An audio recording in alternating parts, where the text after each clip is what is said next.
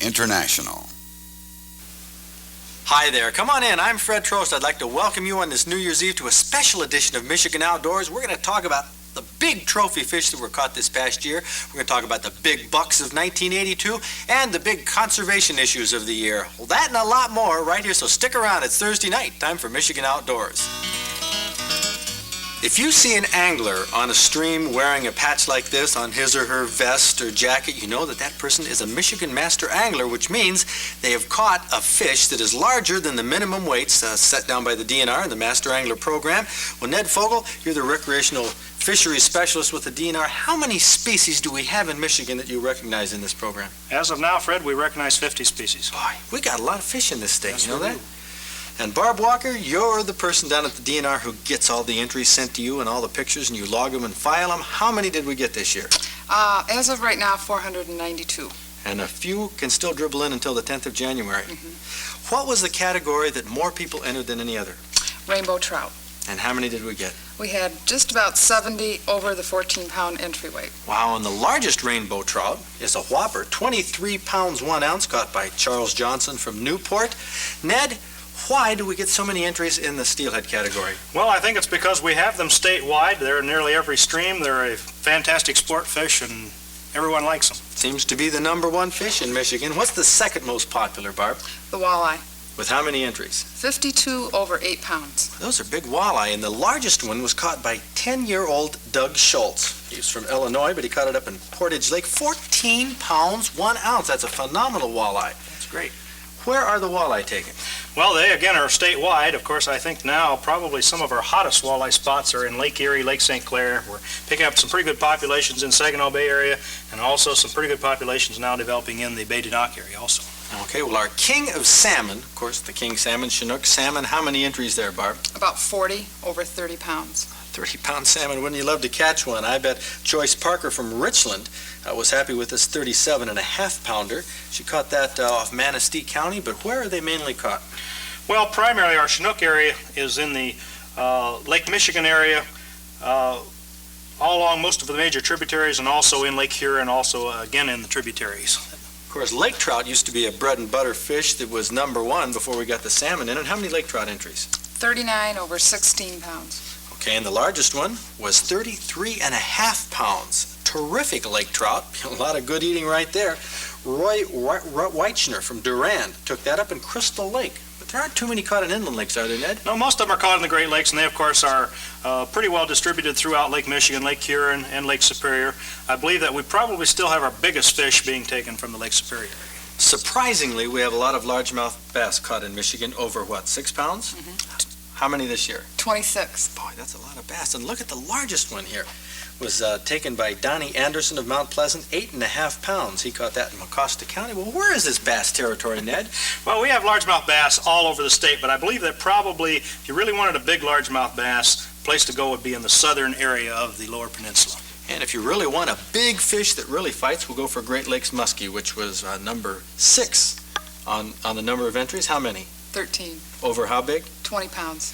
Well, those are nice muskies, and the biggest one that we have right here is 36-pounder taken by Mel Miller of Allegan. He caught that in Burt Lake, Ned, but Burt Lake isn't the hot spot for muskies. No, we have a few muskies in the St. Mary's River area and a few tributary mouths, but our big muskie area is down in the Lake St. Clair, Detroit, and St. Clair River areas. And a specialty fish we have, the Atlantic salmon. How many of those were reported? About 11. A brand new fish, Ned. The largest one, which turned out to be a state record, taken from Elaine Bender, 32 pounds 10 ounce. And where do our Atlantic salmon come These will from? be found primarily off the tributary areas where we have stocked them in Lake Michigan, just about in this spot. Well, we've gone through only seven of the 50 species that we have in the Master Angler program. And I know, Barb, you and Ed will be logging the entries. We'll have those at our Sportsman's Banquet, the number one fish. Thanks a lot for sharing that with us. Thank you. But you know, there's other ways that you can get your picture on Michigan Outdoors. Ed Groves? Send us a letter, clip a picture on it, like this one right here. He says, enclosed are photos of my nephew, Mike Schmidt, of St. Clair Shores, and the deerie bag near Paulding in the UP. It was 141 pounds. It was his first deer. It's a 15-pointer with a 26-inch spread. Signed, a very proud uncle, Tony Amorso. Boy, he should be proud with a fish. with a buck like that, but he wasn't in our big buck contest. No, he wasn't. And that's unfortunate. We had about 15 guys who were, though. No women this year got deer in the big buck contest, but these fellas ranged in their experience and in their attitudes. And why don't we go to a tape right now? This is what we did on Big Buck Night, December 3rd, and find out from these guys how they got those deer, what their secrets to success are. Lots of advice for deer hunters in Michigan. 750,000 hunters with probably at least 750,000 pieces of advice. But how can you argue with success? We have the 16 top bucks we could pull together here in 1981 on our Big Buck Night. I'd like to go down and find out from each of you what the secret to success is. Jerry Rogers, you got this measly little 18-point. Yes. Well, it only looks small in comparison with these, but it's a big rack. What's the secret to success? Well, I learned to stay in the woods, not go on coffee breaks. Well, you went on a coffee break and Yes. almost missed this one. You're right. That's your trick of the trade. Yes. Will Schultz from Okemos, what's it take to get a rack like this? Well, Fred, I do quite a bit of bow hunting, and I think it's really important to be in the woods, be very quiet, blend in with nature, and wait. Boy, I tell you, you got a beautiful buck with that bit of advice. Jeff Keister from Jackson. Well, I'll tell you, we always get up probably 2 months before season and scout our area. That's probably the most important thing, is to know where you're hunting. Can't hunt where there's no deer. That's right. You probably got your buck picked out next year, right? Got his fingers crossed. Lots of luck. What about luck, Jim Haydu? Well, I like hunting thick, brushy spots. That increases your luck. Yeah, you gotta get the big ones out. Oh, great. You hunt down in the swamps, you mean? Yep. And that's where you get racks like this. And you get them out of there. Tom Whiting from Romeo? Right. What's the secret to your success? Being them there when they're there, and quiet, and not a lot of movement, And you mean and read a good book. so you can't turn the pages too noisily? Right, no, you have to You have got to watch it when you do that big fold out. recycled paper. Yeah, when you do the fold out in the middle. Okay, Tom Whiting. Bill Farnham from Flint, you're an Upper Peninsula hunter. What's your trick of the trade? Well, Fred, just before I left for deer hunting, a young fellow that I work with told me that he believes that if you hunt in an area opposite to this gentleman where it isn't so thick, where the big deer with a big rack can move around with quite a bit of freedom, that he believes that's the way to get them. So I gave it a try, and sure enough, it worked out. Well, hey, look at this. You can give our viewers a choice. You want to hunt the thin cover and take a rack like that? Hunt the thick cover and get a smaller rack. Won't score as high. Still not a bad rack. John Propsfeld from Freeland, also up in Luce County. What do you think is the secret to success? Making sure you know where your wind is coming from and where everybody else is in your party so they can scare deer to you, or Well, vice versa. Also, for just safety purposes, you should know where Right. the other hunters are. Right. Good advice, good advice. John Bezink, you hunt up around Alcona County. You've been hunting for 31 years. You got a dandy buck. What is it that brings home the bucks? I figure you sit still and let the other hunter run them to you. What time of day have you gotten your bucks? I got mine at 7:45 In the morning. in the morning. You ever had them I've towards the had middle of the them all day? through the day. Okay, well, let those other hunters move them if you can sit still. Of course, we had a good season this year. It was nice and warm opening day. Yes. Cold days you don't sit. How did you like it, Tim Wall, on opening day? You've sat through a lot of opening days. It was beautiful. About 60 degrees and nice temperature. So you've had 11 opening days without a deer. Well, my advice, Fred, would be clean the leaves out away from you so you don't make any noise, because this one came up behind me. And stick to it. Don't give up after 11 years. Your 12th year might bring home the buck. Thank you. Tim Kenyon from Eaton Rapids. You're bringing this for Steve Nobach, but you hunt with Steve down in the farm country. What's the secret to hunting that farm country? Hunt with a good brother-in-law. Oh, that's easy. If Steve were here, he could tell us how to do it. Yeah. But those farm bucks are nothing to fool around with. There are some dandy racks in the south. Dan Greavy, also from Lansing. You went up across the bridge, though. Yes. And you got a beautiful tall rack there. Do you get a big rack every year on your bucks? No, not usually. What was the key to getting this one? Well, I think scouting and persistence are important. Know your area, know where the deer move, and don't give up after 1 or 2 days. Or 11 or 12 years. John Eddy from Dearborn, also an Upper Peninsula hunter. How do you get a buck like this? Well, Fred, the first thing I did was pray for a safe and successful hunt, then go out in the woods and be as persistent as you can, all kinds of weather, and hone up on your hunting skills while you're in the woods, and stay out, expose yourself as long as you can during the day in the deer area that you're hunting. I would have said hunting in an area like you hunted with less, or about 1 deer per square mile, you wouldn't have had a prayer of a chance. But obviously you did. Great, John Eddie. Tom Perry from Holt. Great buck from the Upper Peninsula. Thank you. What's the key to him? A lot of patience. Have you hunted a lot of years and spent a lot of time in the woods? Right. Do you get up and move around if sitting doesn't pay off? Right.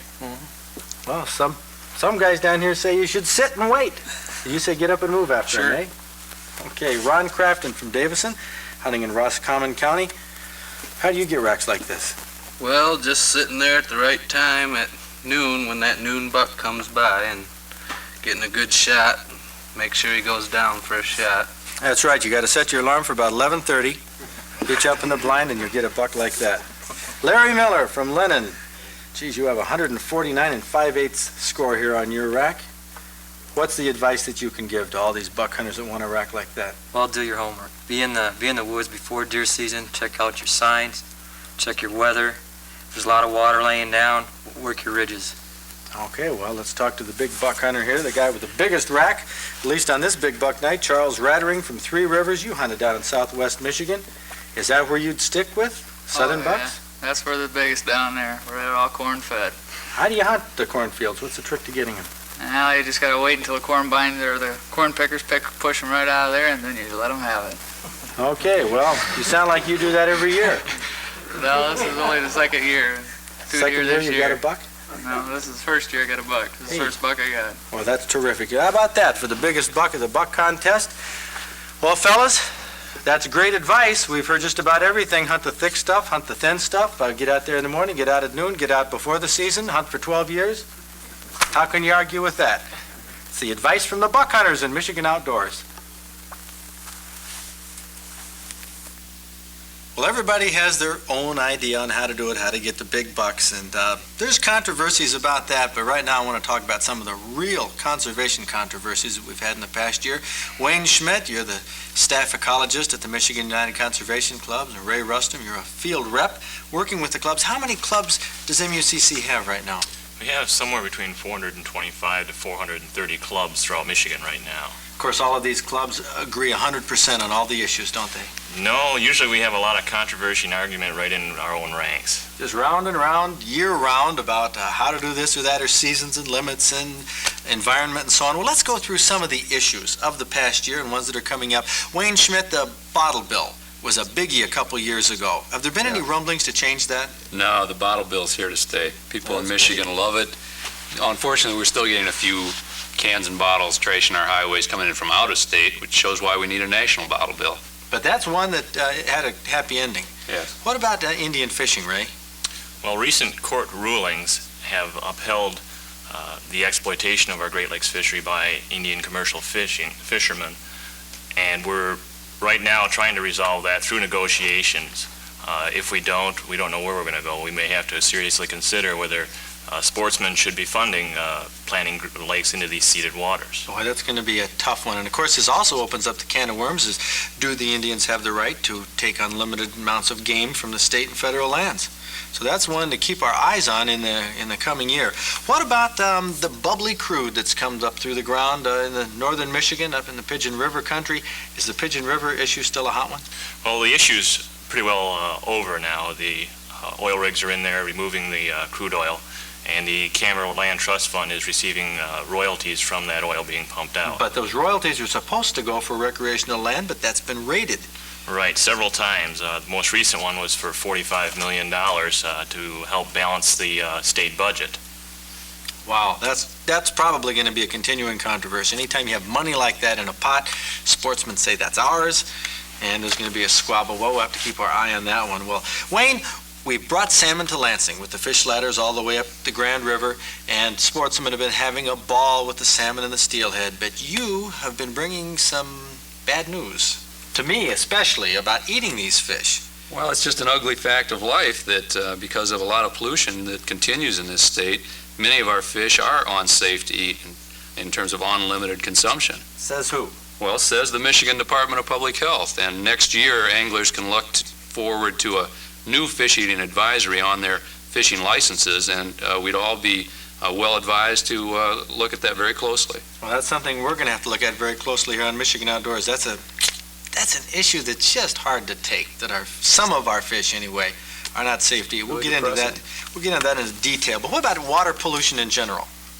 A lot of the waters are cleaning up very well. There's been a lot of work done in the last several years, but we still face a lot of insidious pollution from toxic chemicals and cancer-causing chemicals that are being discharged every day into Michigan waters and contaminating some of our fish. Do you think that these are going to be hotter issues in the coming year? Yeah, absolutely. Next year is going to be a decisive one for Michigan, when a lot of decisions will be made about how many of those chemicals, if any, can be discharged into our waters. And of course, this affects sportsmen. It affects our fish. Are they safe to eat? And a lot of forms of And the recreation. drinking water we have. What about forestry, Ray? There's been some changes, hasn't there, in forestry management that may affect... Yes, of interest to sportsmen. Right now, the National Forest and the State Forest are going through a planning process for the next few years on how they're going to manage our forests in Michigan. And this will have a great deal to do with what happens to our wildlife, whether they're going to convert from hardwoods to pines, whether they're going to cut aspen, these types of management practices. Of course, the state game areas now, are some of them, many of them in the managed waterfowl areas are going to less agriculture and more forest. Right, that's one of their options that they're suggesting. Now we have our license fees. We have the seasons, splitting deer season, which Tom Washington brought up, which could be a controversial one, as well as limits, bag limits, and all sorts of things, which I think will be opened up in the coming year. Of course, the biggie that a lot of people think about is the leadership in the DNR. You fellas have any opinions on that? You really want to get us started on that one, Fred? We won't get started on that issue. That is a hot one for Dr. Howard Tanner and for the governor. The DNR is such a sprawling agency, and it's been very controversial, and I think some things are going to be happening in the next few months. We'll keep our eye on that. Well, thank you, gentlemen. I know there's a lot more issues, and we're going to have you back and get into explaining some of these in future shows. Enough, Fred. Joan Brigham. Joan, what did you think of that? Oh, I was very much interested in these issues, and I hope that everybody is sat up and taken notice of the things they discussed. You're an Audubonner. You're a naturalist from Finner Arboretum in Lansing and member of the Audubon Society, an avid birder. What do you think the biggest problem is going to be? Well, I think that if people become interested and aware and understand what goes on outdoors, they will be able to do something about some of these problems that were just mentioned. Of course, that's your approach as a naturalist, to get people acquainted. And you do such crazy things as bring something like this down on Michigan Outdoors. What in the heck is this? Well, it's an oil bottle, as you can see, that I whipped up in just a few minutes into a Thistle Feeder.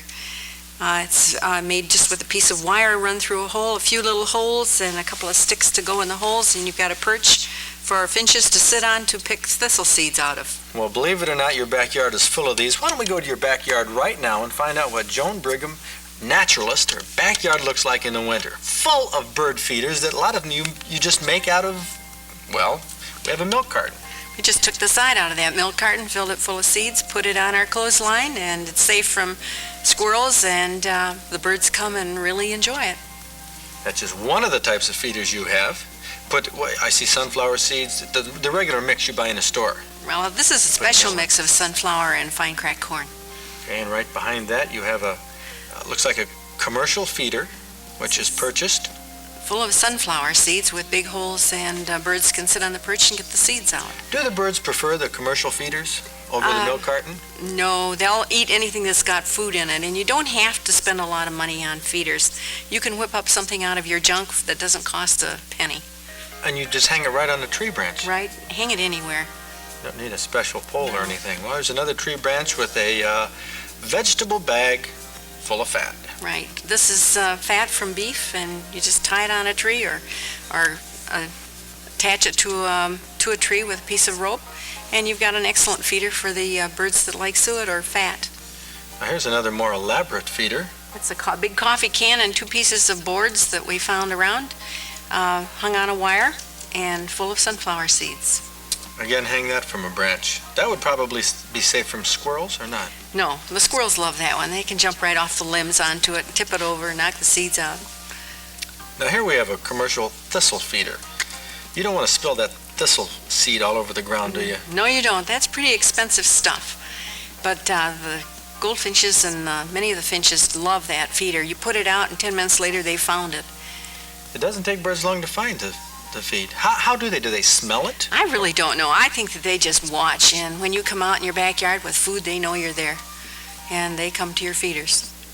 Now, sunflower seeds you have here on a, well, this is, I guess you call it a feeding station. Right, it's just a board and on a post.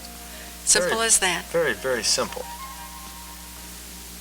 All of these homemade. I bet you don't have $10 in what you have in your backyard. Probably right not. Here. What do we have here? Well, we had an old wood duck box that we put on a tree, and it housed some squirrels, baby squirrels that weren't quite ready for the winter, and so we put a house up for them. And weren't ready to come out and have their picture No. taken either. Now, the suet that you put out on the clothesline or wherever, you say beef suet. What would happen if you put pork out? Nothing much. It's pretty soft, and the birds seem to prefer the beef suet. Oh, I see. And there's another thistle feeder that you made out of a laundry detergent bottle? Right. You can make them out of all kinds, oil bottles, laundry detergent, syrup bottles are good. They're nice and sturdy.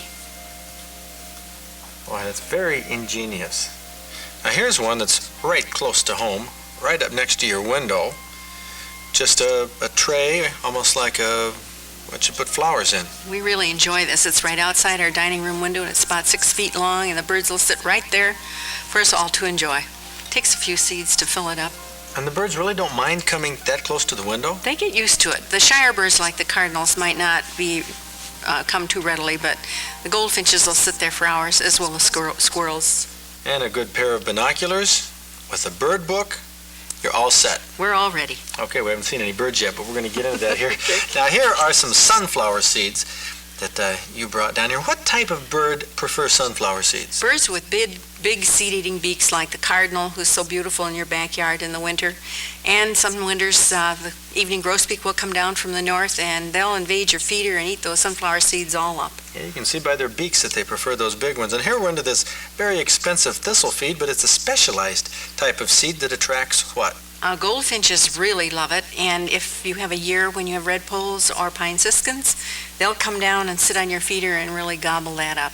Do we have many of those this year? Not many siskins or redpolls, lots of goldfinches. Oh, okay, now we have this cracked corn, the type you see in the store. This is probably one of your cheaper types. Fine cracked corn, and it attracts the juncos and mourning doves and many other ground-feeding birds. And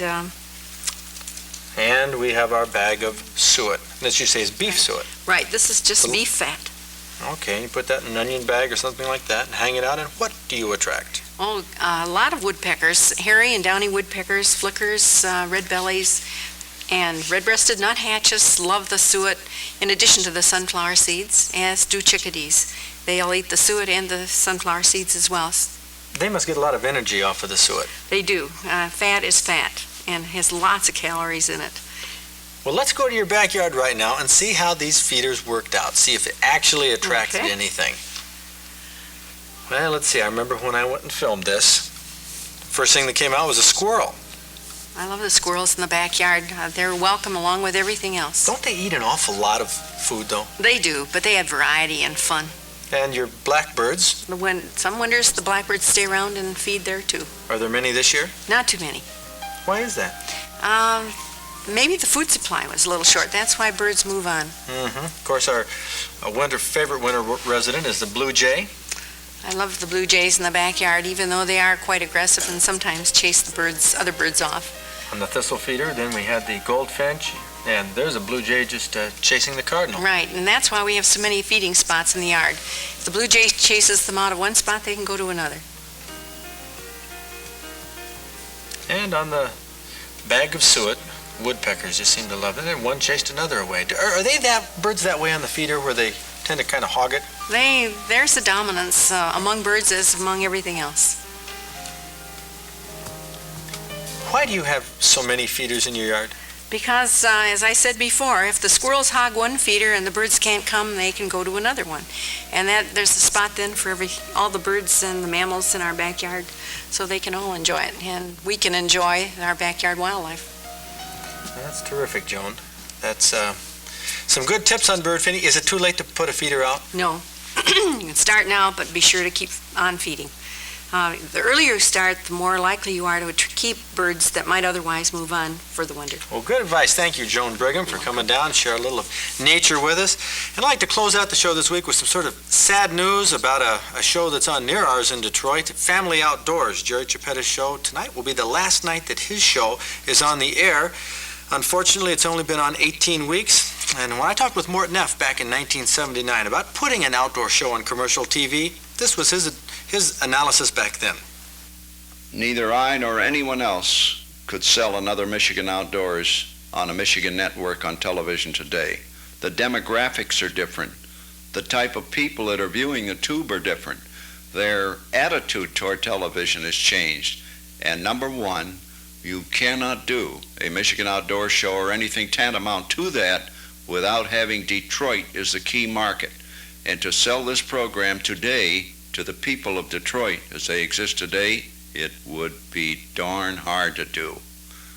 And therefore, I would say economically it's impossible to recreate another Michigan Outdoors and make it a successful show of any such tenure as the old one had. Well, Mort said that back in 1979, Ed, and he was talking about commercial TV.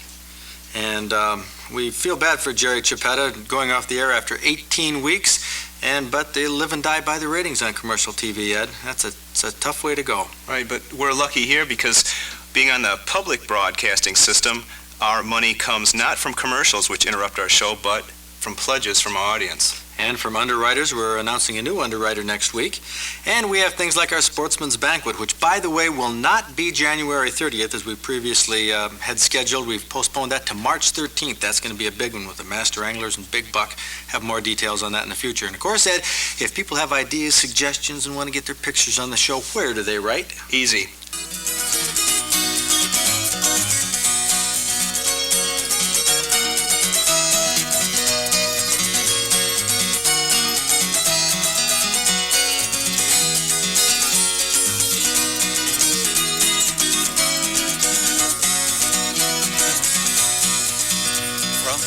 Shore and woodlands of the north, its history of copper mines and iron ore, the Great Lakes fisheries.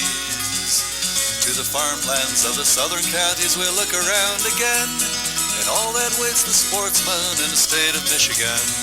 And sometimes when the moon brings out the diamonds in the snow, and the stillness of the forest lies encased in Arctic cold, the wind might whisper through the trees, listen if you can. It tells you of the beauty in the state of Michigan.